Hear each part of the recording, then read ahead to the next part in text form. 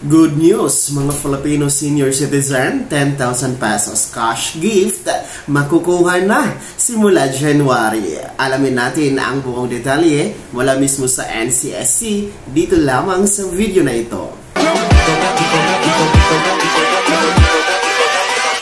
Hold up.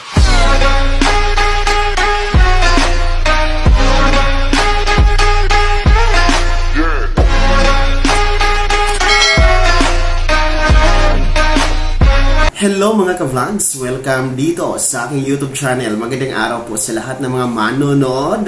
Saan po kayong dako sa mundo? Kumusta kayo mga ka-vlogs?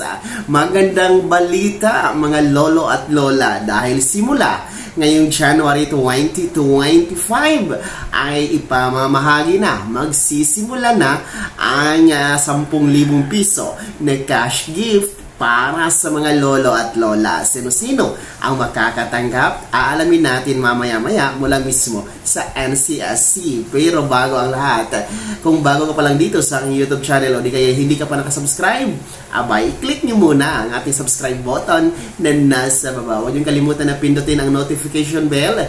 Ilagay nyo po sa all para naman updated kayo sa lahat ng mga videos na i-upload ko. Yes po, magandang balita para ito sa ating mga lolo at lola dahil ang 10,000 piso na cash gift o yung cash incentive ay makukuha nyo na simula January 2025, no? Next year yan mga ka-vlogs. 2 buwan na lang magsisimula na yan. So sino po ba ang makakatanggap? Narito ang pahayag ng NCSC OIC chairman sa isang programa ng PTV, no? Through Attorney Larry Gadon. Pakinggan natin mga ka-vlogs. Ngayon naman ay kasama natin ang OIC Chairperson at CEO ng National Commission for Senior Citizens na si Dr. Mary Jean Loreche. Magandang umaga, Dr. Loreche. Magandang araw. Dr. Jean. Yeah. Oo. But soon to come for January of next year already, dahil yung budget na sa atin na would be the expanded centenarian cash gift. Ito yung batas na pinirmahan ng ating Pangulo nitong February 28 at naging batas siya March 17 of 2024. Okay. Which is when you reach the milestone of 80, 85, 90, and 95, tatanggap ka ng 10,000 cash gift from the government.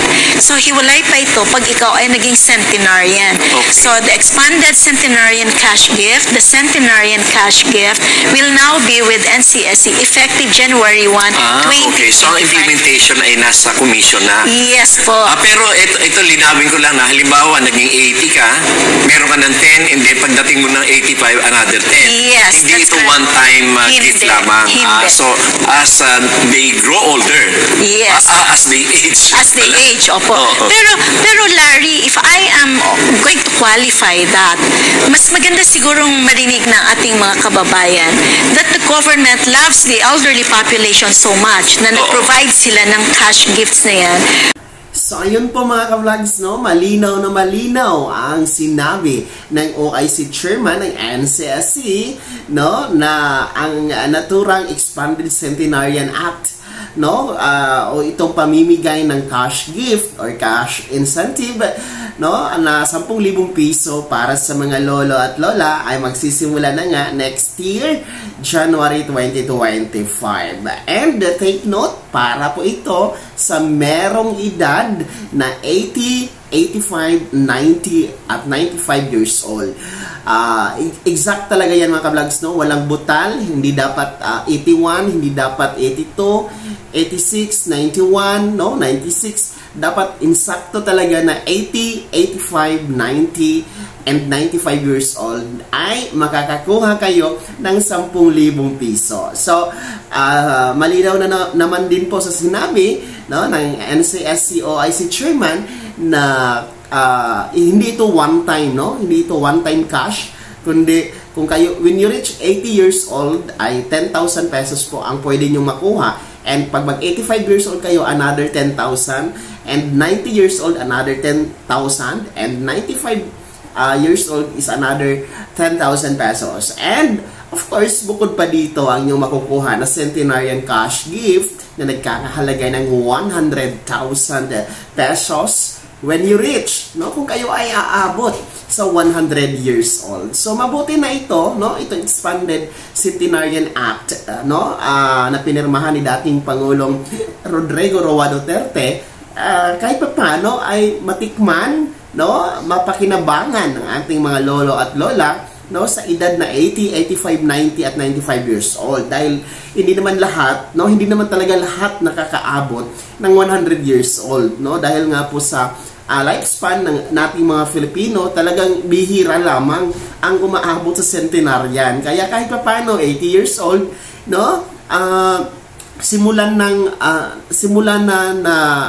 matitikman yung cash gift, mga ka-vlogs. Pero alam nyo, mas maganda sana, no, kung binaba into 70 years old, kahit pa paano, no, medyo mas marami pa ang makikinabang. Di ba po, mga ka-vlogs? Kayo, sang-ayon ba kayo na sana man lang magkaroon din po ng amenda itong Expanded Centenarian Act, no, na gawing 70 years old na lang simula, no, 70, 75, 80, 85, 90 at 95 years old ang pamimigay ng cash gift na 10,000 pesos, dahil kahit pa paano marami pang makikinabang, no, at the age of 70 marami naman po tayo mga 70s na mga edad ng ating mga lolo at lola, ang sa ganun ay matikman din po nila, no, itong cash gift na 10,000 pesos, itong batas na ito para sa kanila. Kayo, sang-ayon ba kayo, mga lolo at lola, na ibaba sa 70 years old?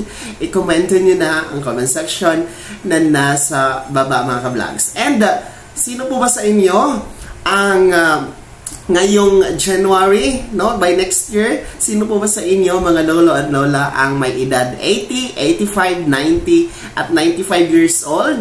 No, i-comment nyo po sa comment section na nasa baba kung iyon po yung edad ninyo next year, dahil kayo po ang maswerteng unang makakatikim, makaka-apply, makakatanggap ng 10,000 piso na cash gift ng Expanded Centenarian Act, mga ka-vlogs, bigay ng ating gobyerno, no, through DSWD, hindi na pala sa DSWD, NCSC na, mga ka-vlogs, no? So, good luck, no? Good news po ito, mga lolo at lola. Ano po ang komento nyo regarding dito sa balitang ito?